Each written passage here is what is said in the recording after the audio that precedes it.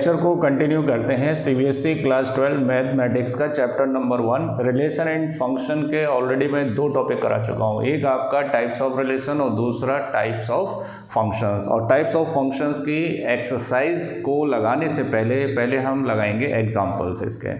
तो मैंने स्पेशली आपको 2 ही टाइप के रिलेशन फंक्शंस बताए थे, जिसमें एक 1 था और एक कौन सा था, ऑन टू था। फिर उससे रिलेटेड अपना बाइजेक्टिव हो गया। अगर आपने वो वीडियो नहीं देखा है तो पहले उसको देख लीजिए ताकि क्वेश्चन को लगाने में आसानी हो। तो अगर आप हमारे फर्स्ट व्यूअर हैं तो पहले चैनल को सब्सक्राइब करें, वीडियो को लाइक करें। और आज हम लगाएंगे एग्जाम्पल 7, 8, 9, 10। तो पहले ये 4 एग्जाम्पल इस वीडियो के अंदर मैं कराने वाला हूँ। आप एनसीईआरटी लेकर बैठिए, एनसीईआरटी में ये आपको एग्जाम्पल मिलेगा। तो एग्जाम्पल नंबर 7 देखिए। एग्जाम्पल 7 में हमें एक सेट दे रखा है ए, और ये सेट क्या है? Set of all 50 students, set of all 50 students of class 10, 10th class के किसी स्कूल के बच्चों का सेट दे रखा है 50 स्टूडेंट का। और आपको जो फंक्शन डिफाइन है वो है आपका ए से एन में। तो ए तो आपके 50 स्टूडेंट का सेट हो गया, और एन क्या हो गया? नेचुरल नंबर हो गया, राइट। और इसके अंदर जो फंक्शन है उसकी कंडीशन क्या है? कंडीशन है कि roll number of the student. Function क्या है? Roll number, roll number of the student,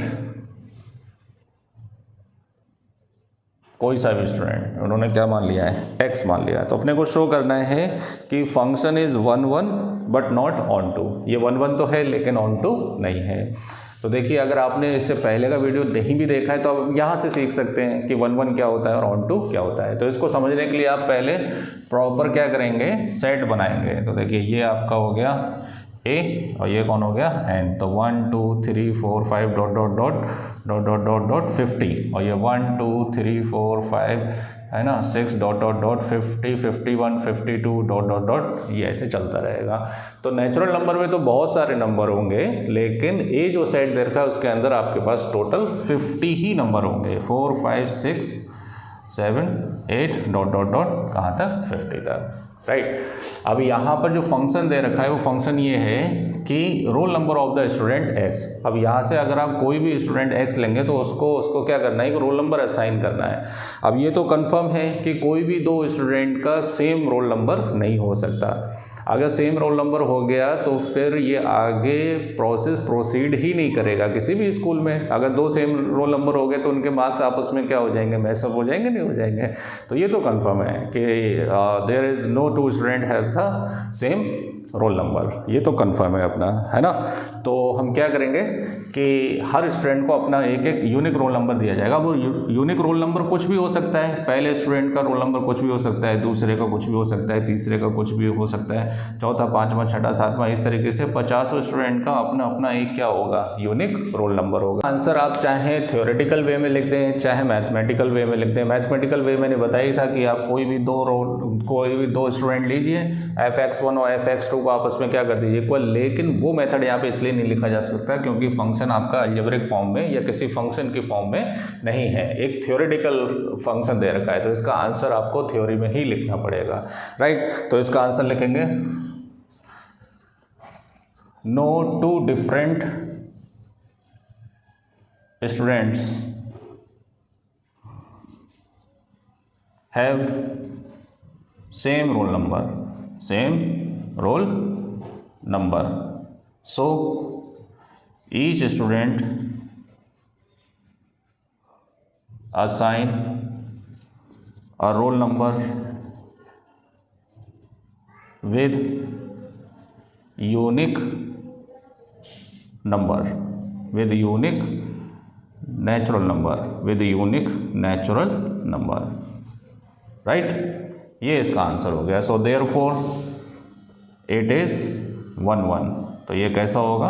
1 1 होगा, राइट। तो किसी भी स्टूडेंट को आप 2 रोल नंबर नहीं दे सकते, एक ही नंबर उसको असाइन करना पड़ेगा, तो इस वजह से क्या हो जाएगा, ये 1-1 हो जाएगा। अब उसने बोला है कि ये ऑन टू नहीं है, क्या नहीं है, ऑन टू नहीं है। तो मैं एक काम करता हूँ, मान लेता हूँ कि 1 को 1, 2 को 2, 3 को 3, 4 को 4, 5 को 5, इस तरीके से 50 को 50 से क्या कर दिया मैंने, असाइन कर दिया फॉर एग्जांपल। आगे पीछे भी हो सकते हैं, लेकिन इसके बाद बाकी के जो नंबर्स हैं, आपका 51 है, 52 है, ऐसे तो बहुत सारे नंबर है, उनकी कोई भी प्री इमेज ए के अंदर नहीं है। तो इस वजह से क्या नहीं होगा, ये ऑन टू नहीं होगा। तो ऑन टू की कंडीशन यही होती है कि कोडोमेन के अंदर अगर एक भी एलिमेंट की प्री इमेज अपने को नहीं मिली तो समझ लेना कि वो क्या नहीं है, ऑन टू नहीं है।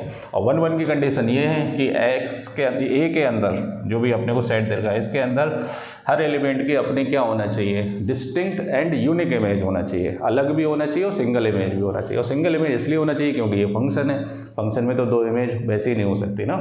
हाँ, तो हम यहाँ पर क्या लिख देंगे, लिख लो भाई, क्या लिखेंगे, ऑन टू के लिए, फॉर ऑन टू हेडिंग डाल के लिखेंगे। ये किसके लिए है, 1-1 के लिए है। टेढ़े टेढ़े ऑन टू के लिए लिखेंगे, there is no pre image, there is no pre image of natural number 51 in A, in set A, so therefore it is not onto. क्या नहीं होगा, ये ऑन टू नहीं होगा। खाली एक एलिमेंट की आप बता दें कि नहीं है, बाकी की हो या नहीं हो, इससे कोई फ़र्क नहीं पड़ता है। अब ऐसे तो बहुत सारे एलिमेंट के नहीं है, तो मैंने बता दिया कि 50 तक तो तुम्हारे रोल नंबर क्या हो जाएंगे, असाइन हो जाएंगे, लेकिन 51 और उससे आगे के जितने नंबर है उनकी कोई प्री इमेज नहीं होगी। तो इस वजह से ये क्या नहीं होगा, ऑन टू नहीं होगा। चलिए इसे हटाते हैं, अगले क्वेश्चन एग्जाम्पल पर आते हैं। एग्जाम्पल नंबर 8 देखिए, है ना। देखिए एग्जाम्पल नंबर 8 में क्या दे रखा है,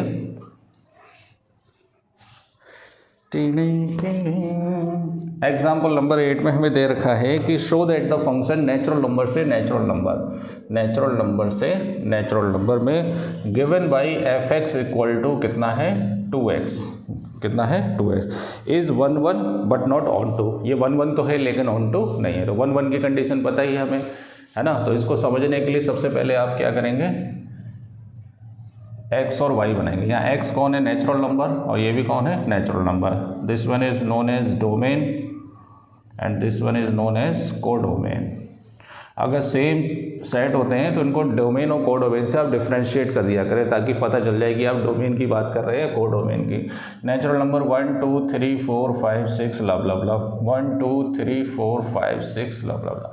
समझने के लिए कुछ एलिमेंट्स बना लिया करें आप, राइट। अब देखिए यहाँ पर सबसे पहले हम बात करेंगे किसकी, 1-1 की। और सबसे इंपॉर्टेंट चीज़ होते हैं ये सेट। अगर ये सेट आपके चेंज हो जाएंगे तो रिजल्ट भी चेंज हो सकते हैं, है ना। कैसे, देखिए अभी इसका अगला जो एग्जांपल आएगा वो भी इसी तरह आएगा, सेम फंक्शन होगा लेकिन सेट डिफरेंट होंगे। तो वो क्वेश्चन में, इस क्वेश्चन में क्या डिफरेंस है वो देखिए आप। 1-1 के लिए देखिए यहाँ पर अगर आप 1 लगाएंगे तो 1 लगाने से कितना आएगा, 2 आएगा।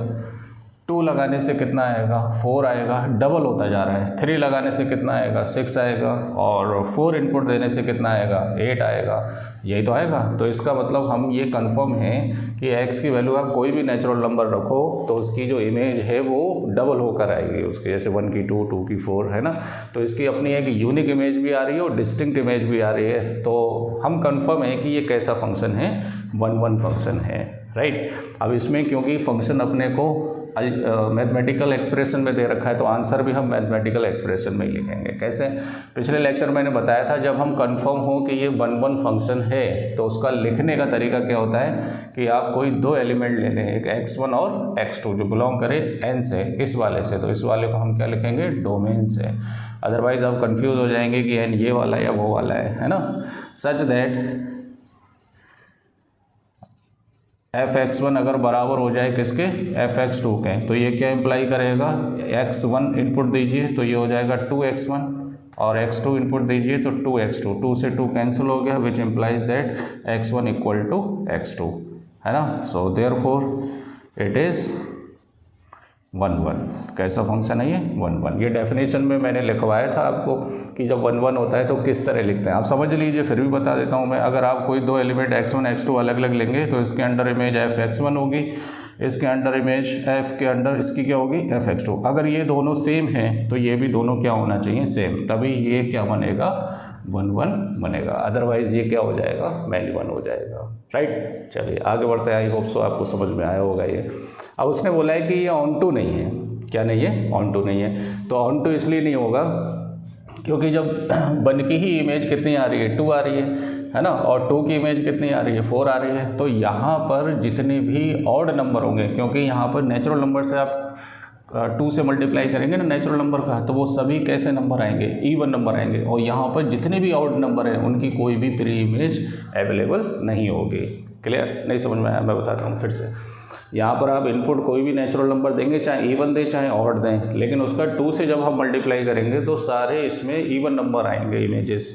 तो बाकी के ऑड नंबर्स का क्या होगा, ऑड नंबर्स की कोई भी प्री इमेज यहाँ पर नहीं होगी। तो हम क्या लिखेंगे, किसके लिए, ऑन टू के लिए, फॉर ऑन टू क्या लिखेंगे, there is no pre image, there is no pre image of all odd numbers in n, odd numbers of n codomain in n, किसमें, डोमेन में, है ना। इसको लैंग्वेज में लिख देंगे आप, क्योंकि जब ये भी मैंने बताया था कि जब भी कोई फंक्शन ऑन टू नहीं होता है तो उसका आप खाली एक रीज़न लिख देते हैं, और रीज़न मैंने लिख दिया है कि there is no pre image of all odd numbers of n, codomain वाले का, इन n, किसमें, डोमेन में। So therefore it is not onto function. तो इसलिए कैसा फंक्शन नहीं है ये, ऑन टू फंक्शन नहीं है, राइट।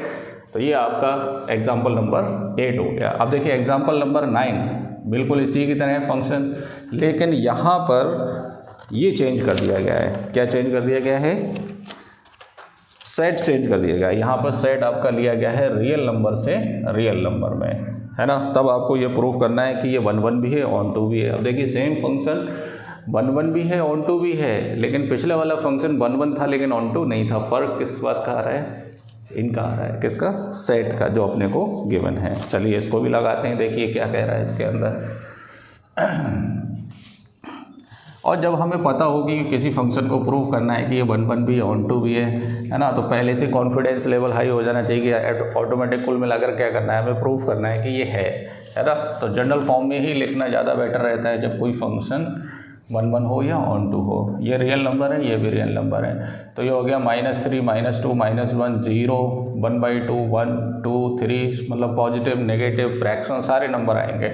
तो मैंने रेफरेंस के लिए कुछ नंबर लिख लिए हैं। क्लियर, ये कंफर्म नहीं है, कुछ भी नंबर लिख सकते हो आप। रियल नंबर में तो सारे नंबर आते हैं ना। अगर मैं 1 1 की बात करूं, किसकी, 1 1 की, तो देखिए 1 1 में वही केस है। आप कोई भी रियल नंबर रखेंगे, चाहे पॉजिटिव रखें चाहे नेगेटिव रखें, उसकी इमेज हमेशा डबल होकर आएगी। जैसे -3 का -6 आएगा, -1 का -2 आएगा, 0 का क्या आएगा, 0 आएगा, 1/2 का कितना आएगा, 1 आएगा, 1 का कितना आएगा, 2 आएगा, इस तरह से। तो आप कुछ भी इनपुट दे दीजिए इसके अंदर रियल नंबर, तो 2 से मल्टीप्लाई होकर ये फाइनली आंसर रियल नंबर ही आएगा। तो we are confirm that it is a 1 1 function. अब जब 1 1 है तो आप वो वाला जनरल फॉर्म लिख दीजिए कि late x1, x2 belongs to R, और ये किससे है, डोमेन से, है ना, such that f(x1) equal to किसके बराबर, f(x2) के। So which implies that 2x1, x1 input डालेंगे, 2x1 इक्वल टू 2x2, 2 से 2 कैंसिल हो जाएगा, implies that x1 equal to x2। Therefore f is 1 1। f कैसा फंक्शन हो गया, 1 1 फंक्शन। अब हम बात करेंगे किसकी, ऑन टू की। अब देखिए ऑन टू के केस में देखिए, अब यहाँ पर ऑन टू के केस में क्या होगा कि जैसे हम 1 1 के लिए x इनपुट देकर हम चेक कर रहे हैं कि सबकी अपनी अपनी क्या आ रही है, रियल इमेज आ रही है, तो इसी तरह इस फंक्शन को हम इस तरह बनाएंगे कि y की वैल्यू पुट करके देखेंगे कि उसकी प्री इमेज इसमें अवेलेबल है या नहीं है। तो उसके लिए हमें इसका इन्वर्स फंक्शन निकालना पड़ेगा। तो हम क्या लिखेंगे कि लेट f(x) की जगह y equal to 2x, which implies that x is equal to कितना हो गया, y/2। तो x की value in terms of y निकालेंगे, जिससे कि हम y की वैल्यू रखकर ये चेक कर सकें कि वो वैल्यू x में है या नहीं। आप देखिए, आप y की वैल्यू चाहे नेगेटिव रखें चाहे पॉजिटिव रखें, है ना। जैसे फॉर एग्जांपल -1 रखें तो -1/2 इसमें होगा, y की वैल्यू 0 रखें तो 0/2 0 इसमें होगा, y की वैल्यू 3 रखें तो 3/2 इसके अंदर प्री इमेज होगी x के अंदर, क्योंकि ये सारे क्या है, रियल नंबर हैं। अब यही केस अगर मैं नेचुरल नंबर का लेता जो पिछले वाले केस में था, है ना, तो नेचुरल नंबर में ये नहीं हो पा रहा था। क्यों नहीं हो पा रहा था कि जैसे यहाँ पे नेचुरल नंबर 1 रखो तो 1/2 नेचुरल नंबर यहाँ नहीं होगा, क्योंकि यहाँ आप किसकी बात कर रहा है, रियल नंबर की बात कर रहा है। लेकिन पिछले क्वेश्चन में नेचुरल नंबर की बात कर रहा था तो 1/2 नेचुरल नंबर नहीं था। यहाँ पर 3 रखते यहाँ पर 3/2 तब भी नेचुरल नंबर नहीं था। इसलिए नेचुरल नंबर के केस में ये ऑन टू नहीं हो सकता। किसके केस में हो सकता है, रियल नंबर के केस में। आप कोई भी y की वैल्यू रियल नंबर रख दीजिए, पक्का आपको क्या मिल जाएगा, यहाँ से प्री इमेज मिल जाएगी यहाँ पर, है ना। तो हम क्या लिखेंगे, देखिए लिखने का तरीका क्या है कि फॉर एवरी एलिमेंट या value for every element y, for every element y small y belongs to ये r कौन सा वाला, ये डोमेन है को डोमेन वाला, को डोमेन। ध्यान से सुनना, ये बहुत इंपॉर्टेंट टॉपिक है। यहाँ से लिखने का तरीका देखिए, क्योंकि अब हम कंफर्म है कि ये कैसा फंक्शन है, ऑन टू फंक्शन है, तो लिखना कैसे है, तो हम लिखेंगे for every element y belongs to R को डोमेन देयर एग्जिस्ट, या तो लैंग्वेज में लिख दें चाहे ऐसे साइन बनाने, there exist x equal to किस फॉर्म में, y/2 belongs to belongs to r।